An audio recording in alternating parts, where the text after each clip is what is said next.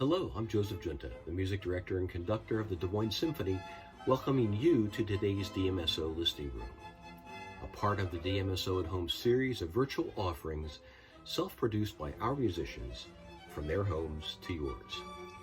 Today, I'll speak about the music that will be performed on the next virtual live stream concert on our Live from the Temple series. There are 6 pieces on this program, all rich and diverse in sound, style, and origin. 3 of the pieces were written in the 18th century, 1 in the 19th century, and 2 in the 20th century. 3 composers are Viennese, 1 Norwegian, 1 American, and 1 French. Mozart and Grieg are certainly familiar names to many.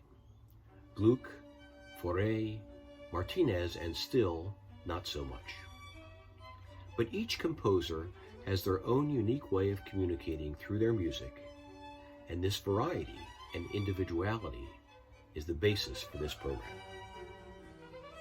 Mariana Martinez, a relatively unknown composer, was born in 1744 in Vienna. She was a harpsichordist, pianist, and singer. Her parents were of Spanish descent, and as a young girl she received the best musical instruction, studying and singing Italian opera, as well as keyboard and composition with Haydn, who just happened to live in the same apartment building as she did. As an adult, she hosted many musician parties in Vienna, which were often attended by Mozart, where after a few drinks, they would play piano four-hands works that they had composed. Her Symphony in C major was written in 1770, which just happens to be the year that Beethoven was born. She was only 24 years old at this time. The piece is light and rhythmical, and a delight to begin any concert. Christoph Gluck's Orfeo and Eurydice, written in 1762, is an opera based on the myth of Orpheus. The second scene opens in Elysium with the dance of the blessed spirits.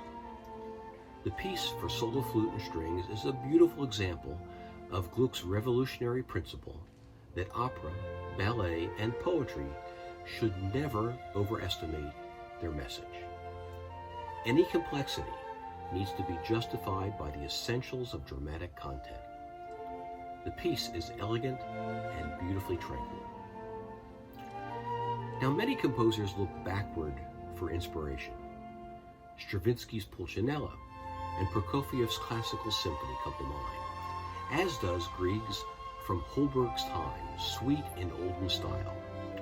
Today, we refer to it just as the Holberg Suite, referring back to Norwegian poet Ludvig Holberg, written in 1884 and inspired by the 200th anniversary of Holberg's birth. Grieg first wrote it for piano, but after the first performance in 1884 was so successful, he decided to score it for string orchestra. The first movement is a bold preludium, the third movement a simple gavotte, and the final movement a boisterous rigodon, featuring solo violin and viola. Now, although the piece is not nearly as popular as his beloved piano concerto or even the Peer Gynt suites, this music is beautifully original and wonderfully orchestrated. Gabriel Fauré's Fantaisie for flute and chamber orchestra will feature one of our newest members of the Des Moines Symphony, James Blanchard. The piece was commissioned and dedicated to Paul Taffanel in 1898 for a very prestigious flute competition held annually at the Paris Conservatory. Fauré was given specific instructions for the commission, including length and the wherewithal to test the contestants on phrasing, breath control, intonation, expression, tone, and virtuosity. After a slow and brief introduction, it goes into a light-hearted allegro that certainly tests all the above and more. African-American composer William Grant Still's Danza de Panama dates from 1948 for string quartet and was later orchestrated for string orchestra.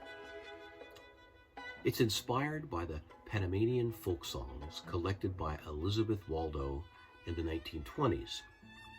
The first movement, Tamborito, features their instrumentalists tapping the wooden part of their instruments that sets the rhythmic mood of the movement.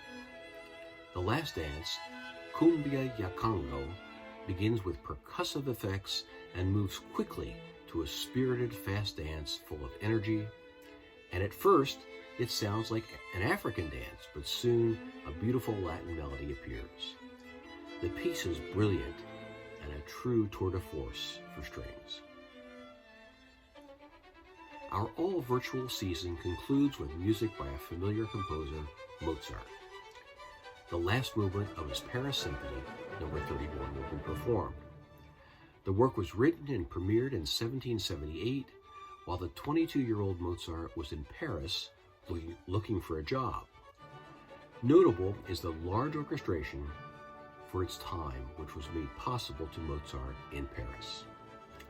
Now that's it for today's listening room. Be sure to go to dmsymphony.org for more online offerings, and click on the link right after this video to hear some of the music I just spoke about.